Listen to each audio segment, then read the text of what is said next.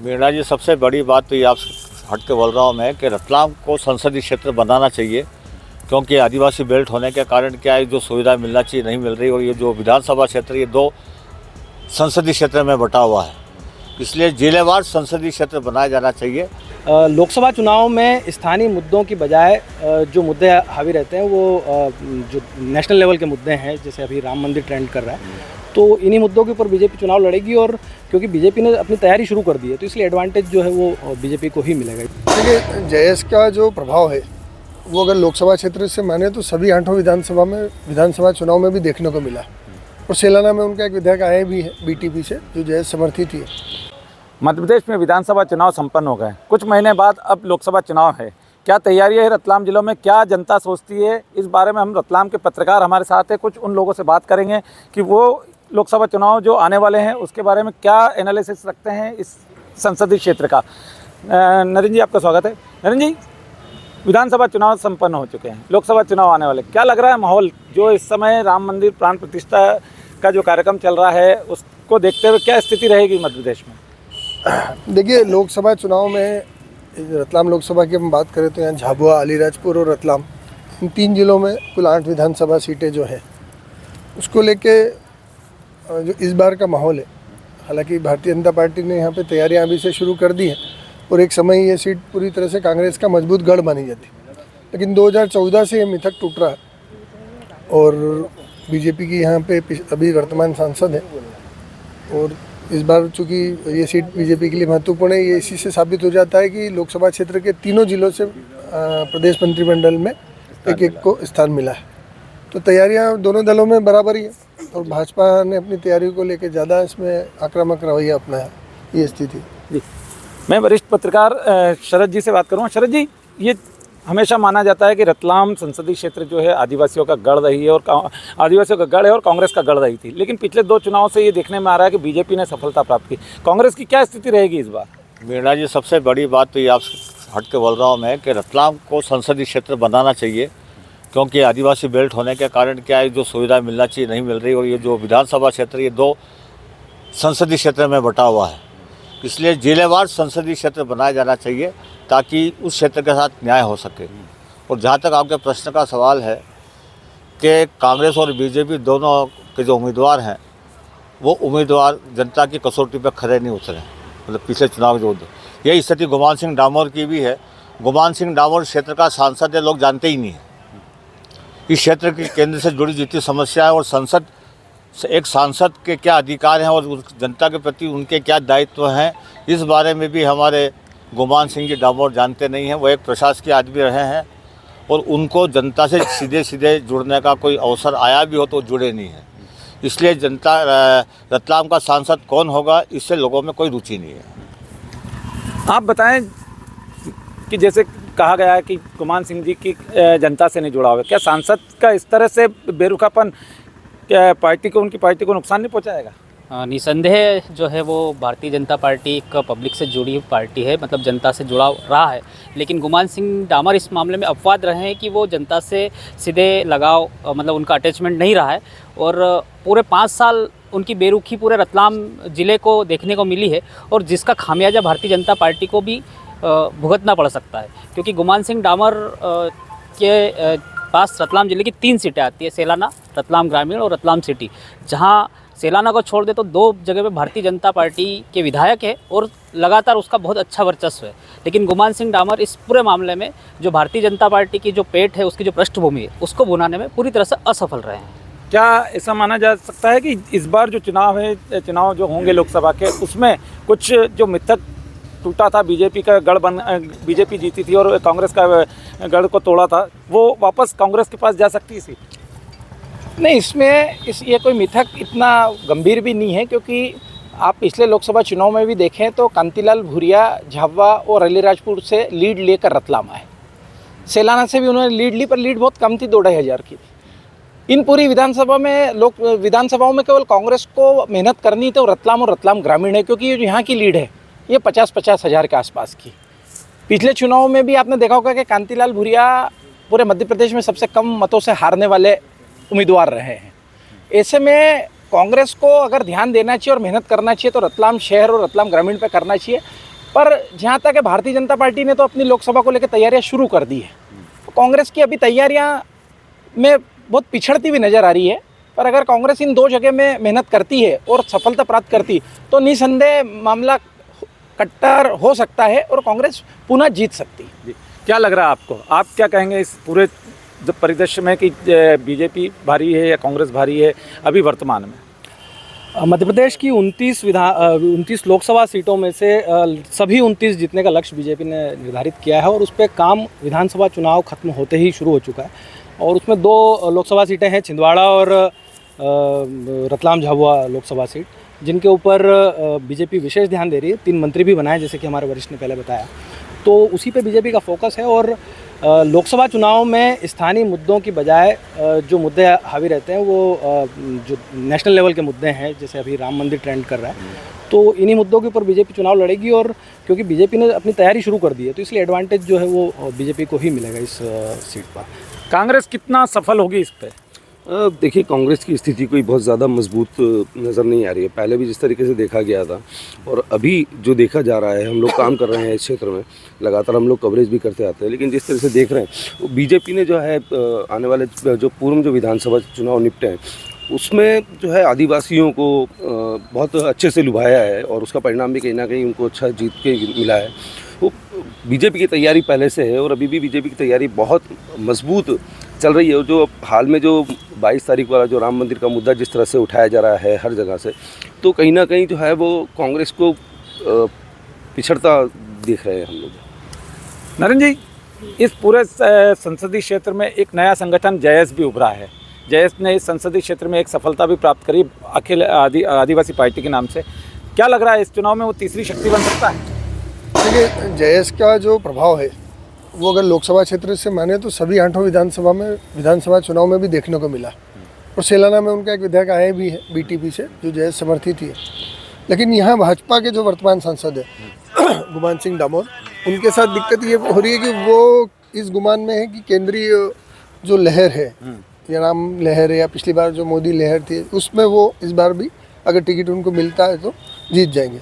और सबसे बड़ी बात यह कि रतलाम शहर और ग्रामीण से जो 80-90 हज़ार की कुल लीड उनको मिलती है, लेकिन उनकी ओर से पूरे 5 साल में ऐसे कोई प्रयास नहीं हुए कि मैं इस लीड में या जनता के बीच में संवाद बनाए रखूँ, अपना इस जो मजबूत पक्ष है इसको और मजबूत किया जाए। तो यहाँ रतलाम की जनता में कहीं ना कहीं एक बात है, निराशा है कि वो सांसद के रूप में गुमान सिंह डामोर को बहुत ज़्यादा स्वीकार्यता इस बार होती दिख नहीं रही। और अगर यही ट्रेंड चला तो जयस के होने वाले नुकसान से कांग्रेस को फ़ायदा हो सकता है। विधानसभा चुनाव में एक नारा चला था, एमपी के मन में मोदी। ये नारा क्या लोकसभा चुनाव में भी सफल होगा? देखिए, जो विधानसभा का चुनाव लड़ा गया उसमें मोदी जी के नाम को बहुत अच्छी तरह से बुनाया गया, ये सही है। और उस ये टारगेट रख के गया कि केंद्र में भी अगली बार मोदी जी आने वाले, 2024 में मोदी जी आने वाले, इस नारे को इतना पॉपुलर कर दिया गया कि जनता के मन में ये बात बैठ गई कि 2024 में मोदी जी आने वाले हैं। लेकिन दूसरी तरफ कांग्रेस जो समन्वयता होनी चाहिए, जो एकाग्रता होनी चाहिए, वो मुद्दों को भुनाने की जो क्षमता होनी चाहिए वो कांग्रेस खो चुकी है। आज की वर्तमान परिस्थिति को देखते हुए ऐसा लगता है। तो मेरा ये मानना है कि वास्तव में जो मोदी जी के नाम पे ये चुनाव लड़ रहे हैं, मोदी जी को जितने नाम को भुना रहे हैं, कांग्रेस अगर मुद्दों को भुनाए, जो समस्याओं को भुनाए, तो हो सकता है कांग्रेस कुछ गेन करे। लेकिन अभी फिलहाल वातावरण में ऐसा नज़र नहीं आता है।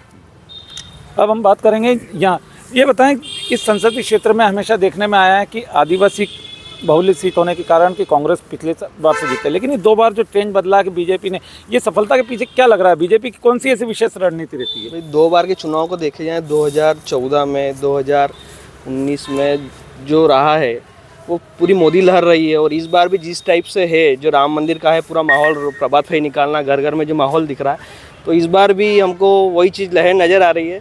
और मेन बात तैयारी की करें तो बीजेपी इसमें कहीं ना कहीं हमको आगे दिख रही है। कल दिल्ली में बैठा कोई प्रदेश को लेके क्लस्टर प्रभारी नियुक्त कर दिए, लेकिन कांग्रेस में अभी तक इस टाइप की कोई तैयारी नज़र नहीं आ रही। और बीजेपी की तैयारी विधानसभा चुनाव से नज़र आ रही। मंत्रिमंडल को आप देखेंगे तो उन्होंने उस हिसाब से गठन किया है, अभी क्लस्टर प्रभारियों के लिए मीटिंग कर ली है। कांग्रेस अभी तक मैदान में अभी तक नज़र नहीं आ रही, तो कांग्रेस को मेहनत करने की ज़्यादा ज़रूरत है। ये हमेशा से मांग उठी है, रतलाम, झाबुआ, अलीराजपुर जिलों से मिलकर बनाए संसदीय क्षेत्र की रतलाम को एक अलग सीट बना दी जाए। क्या परिसीमन जो होगा उसमें क्या परिदृश्य, उसके बाद क्या परिदृश्य हो सकता है इस सीट का? रतलाम जिले को संसदीय क्षेत्र बनाया जाए, इसके लिए पहले बहुत मांग भी उठी थी और परिसीमन शायद 2025 से परिसीमन होगा। तो विधानसभा और लोकसभा सीटों का परिसीमन नए हिसाब से बनना चाहिए, नए क्षेत्र के अनुसार बनना चाहिए, क्योंकि रतलाम चूँकि तीन लोकसभा इसके जो 3 जिलों में बटी हुई है और रतलाम जिला सौभाग्य हमारे लिए जरूर है कि रतलाम जिले के जो सांसद है 3 सांसद हैं, उज्जैन, मंदसौर और रतलाम। तो जो लाभ मिलना चाहिए कि 3 सांसदों वाला जिला है, लेकिन ऐसा कहीं लगता नहीं है, क्योंकि जितनी भी शासकीय बैठकें होती है उसमें वो सांसद आते ही नहीं है।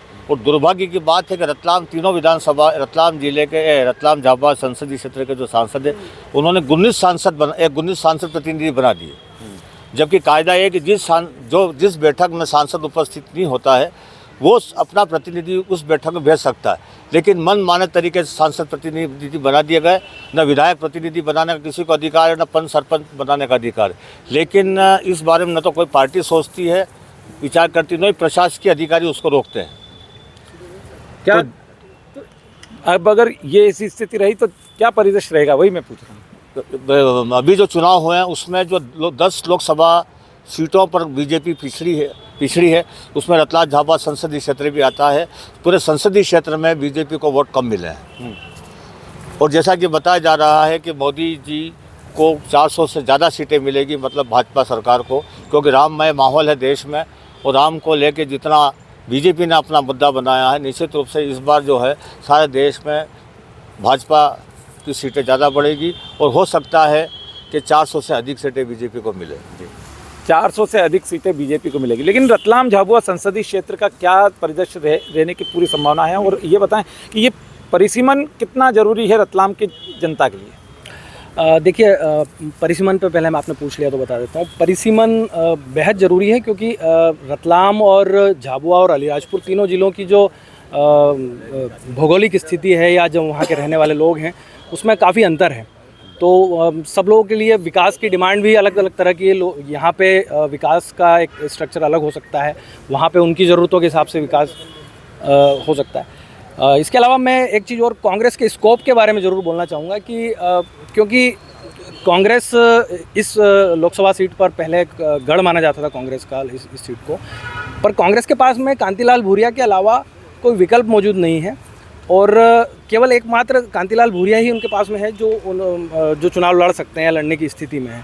राहुल गांधी की जो भारत जोड़ो यात्रा पार्ट 2 शुरू हो चुकी है, न्याय यात्रा, उसका भी जो है अंतिम दौर में जो राहुल गांधी का दौरा रतलाम लोकसभा सीट में प्रस्तावित है। तो कांग्रेस के लिए यही एक स्कोप है और इसी सीट पर कांग्रेस भी अपना दांव लगाना पसंद करेगी। आप बताएं क्या कहेंगे? परिसीमन की बात है तो रतलाम ज़िले के लिए परिसीमन बहुत ज़रूरी है। मुझे लगता है देश में शायद रतलाम ही एकमात्र ऐसा ज़िला होगा जिसमें 3 लोकसभा सीट लगती है। मतलब रतलाम का अपना स्वतंत्र कोई अस्तित्व नहीं है। हम रतलाम ज़िले में हमारी जावरा विधानसभा मंदसौर में लोकसभा में आती है, आलोट विधानसभा उज्जैन लोकसभा में आती है और रतलाम की 3 विधानसभा झाबुआ में आती है। तो मुख्यालय रतलाम में नहीं है, उससे कई विकास की योजना प्रभावित होती है। तो 2026 में जो परिसीमन प्रस्तावित है उसमें निसंदेह पहले भी ये मांग बहुत ताकत से शहरवासियों ने उठाई थी और इस बार भी उठेगी और इस बार मुझे लगता है परिसीमन में रतलाम को एक पृथक लोकसभा का दर्जा मिल जाएगा। रतलाम जिला 3 संसदीय क्षेत्रों में बटा हुआ है, क्या डेवलपमेंट उस हिसाब से हुआ है? सांसद लोग ध्यान देते हैं रतलाम? नहीं, यह निश्चित रूप से इस बात को स्वीकार किया जा सकता है कि परिसीमन 3 क्षेत्रों में, रतलाम संसदीय क्षेत्र 3 भागों में विभाजित है। इसलिए 3 भागों, एक तहसील उज्जैन में है तो एक तहसील मंदसौर में है, बाकी यहाँ पे रतलाम ज़िले में झाबुआ में है। तो उससे यह ऐसा लगता है कि जो सांसद बनते हैं, जो जिनकी जिम्मेदारी है, वो पूरी तरह से रतलाम ज़िले पर ध्यान नहीं दे पाते। रतलाम ज़िले से जो आप पिछले इतिहास देख लीजिए, दोनों पार्टियों में झाबुआ से ही उम्मीदवार अधिकतम होता आया है, रतलाम से कोई उम्मीदवार घोषित हुआ नहीं, चाहे दोनों पार्टियाँ। उसका जो लाभ मिलना चाहिए था वो रतलाम को नहीं मिल पाता है और चूँकि आदिवासी क्षेत्र होने के कारण जो भी सांसद बनता है वो झाबुआ की ओर ज़्यादा ध्यान देता है और रतलाम की उपेक्षा हो जाती है। रतलाम के आसपास जो क्षेत्र है, तहसील है, उनकी उपेक्षा होती है। इसलिए यह बात बहुत ज़रूरी है कि रतलाम को अलग परिसीमन करके अलग संसदीय क्षेत्र घोषित किया जाना चाहिए। मैं बात करूँगा यहाँ जी, एक बात बताएं कि आप इस पूरे संसदीय क्षेत्र में रतलाम जिले की 2 सीटें आदिवासी हैं। हमेशा देखने में बीजेपी हो या कांग्रेस, वो दोनों कैंडिडेट हमेशा झाबुआ या अलीराजपुर के लेते हैं। रतलाम को क्यों मौका नहीं मिल पाता? क्या रतलाम के दोनों दलों में कोई ऐसा चेहरा नहीं है जो रतलाम का प्रतिनिधित्व संसद में कर सके? नहीं, इसके पीछे दोनों पार्टी की जो मंशा रहती है वही रहती है कि चूंकि 5 विधानसभा झाबुआ में लगती, 2 जिले लगते हैं, तो उनको ये लगता है कि चूंकि 5 विधानसभाओं का फ़ायदा लेना है, यहाँ का उम्मीदवार देना है, इसकी वजह से हमेशा झाबुआ को प्राथमिकता मिलती है। पर ये ऐसा ज़रूरी नहीं है कि झाबुआ से ही हो सकता है कि अगर कोई भी दल चाहे, कांग्रेस हो या बीजेपी आए, तो अगर यहाँ से भी उम्मीदवार बनाता है तो उसके बाद ही पता लगेगा क्या होगा। पर दोनों दलों का ज़्यादा ध्यान वहाँ की 5 लोक विधानसभा सीटों पर रहता है कि 5 हमारे यहाँ से जुड़ी हुई, यहाँ से जीतेंगे तो रतलाम तो हम प्लस हो जाएंगे। तो इसको लेकर रतलाम की उपेक्षा लगातार होती रहती है और इसीलिए वहाँ से उम्मीदवार दिए जाते हैं। सर ये बताएं कि 3 संसदीय क्षेत्र में बटा है अपना रतलाम जिला, डेवलपमेंट की क्या तीनों जो स्थिति होना चाहिए वो है रतलाम जिले की? डेवलपमेंट तो हुआ है, देखिए आप, जैसे 8 लेन बना है और रेलवे में भी कई रेलवे की दृष्टि से भी कई विकास कार्य अच्छे हुए हैं। लेकिन जो जनप्रतिनिधि जो हमारे हैं तीनों लोकसभा क्षेत्रों के, वो कई सक्रिय नहीं हो के नज़र भी नहीं आते। और जहाँ तक आपने तो इतना डेवलपमेंट कैसे हो गया? ये तो मोदी जी सरकार, जैसे मध्य प्रदेश में शिवराज जी के नेतृत्व में जितना विकास हुआ है, तो इसका श्रेय मुख्यमंत्री को जाता है, न कि जनप्रतिनिधियों को। जितनी योजनाएं बनी हैं वो सारे मुख्यमंत्री बनाते हैं और उसको इम्प्लीमेंट भी उसी तरीके से होता है। और जहाँ तक आपने अभी एक पूछा है कि रतलाम का संसदीय क्षेत्र का उम्मीदवार कांग्रेस बीजेपी से क्यों नहीं होता, तो मेरा ऐसा मानना इस बार रतलाम जिले के से ये दोनों हो सकते हैं, क्योंकि जो सेलाना विधानसभा क्षेत्र से जो पराजित हुए हैं दोनों दलों के उम्मीदवार, संभवतः इन दोनों नामों पर विचार किया जा रहा है, भाजपा के प्रत्याशी के रूप में और कांग्रेस के प्रत्याशी के रूप में, यहाँ से जो पराजित हुए हैं सेलाना विधानसभा क्षेत्र से। तो इस बार ये दबाव बनने का कारण नहीं था कि दिलीप सिंह भूरिया कांग्रेस से बीजेपी में आए, तो उनका वर्किंग इतना जोरदार था कि वो कांग्रेस में आने, कांग्रेस से भाजपा में आए तो भाजपा में जीत गए। और भाजपा लाई उनको इसलिए थी, ठाकरे जी लाए थे उनको भाजपा में इसीलिए कि भाजपा के पास आदिवासी क्षेत्र में काम करने वाला कोई नेता नहीं था। लेकिन चूंकि अब जो है, अब जितने भी आदिवासी इलाकों में बीजेपी का ग्राफ बढ़ा भी है और बीजेपी की लोकप्रियता बढ़ी भी है, इसलिए मुझे ऐसा लगता है कि इस बार भाजपा में भी नया उम्मीदवार होगा और कांग्रेस में भी नया उम्मीदवार होगा और वो युवा होगा। ये थे रतलाम के पत्रकार, इन्होंने अपने लोकसभा संसदीय क्षेत्र के चुनाव के लिए अपनी राय व्यक्त की। इन्होंने ये बताया कि रतलाम संसदीय क्षेत्र जो है 3 जिलों में बटा है, उसका पुनर्सीमांकन होना चाहिए और रतलाम को एक स्वतंत्र सीट घोषित करना चाहिए। और दूसरी चीज़, एक चीज़ और बात सामने निकल कर आई है कि जो 3 जिलों में जो रतलाम 3 संसदीय क्षेत्रों में जो रतलाम जिला बटा है उसको एक करके करना चाहिए, क्योंकि 3 संसदीय क्षेत्र में जो सांसद लगने के बावजूद भी रतलाम का जो डेवलपमेंट होना चाहिए वो अभी तक हुआ नहीं है और जितना डेवलपमेंट हुआ है वो मध्य प्रदेश सरकार ने कराया है। विजय मीना, MP तक, रतलाम।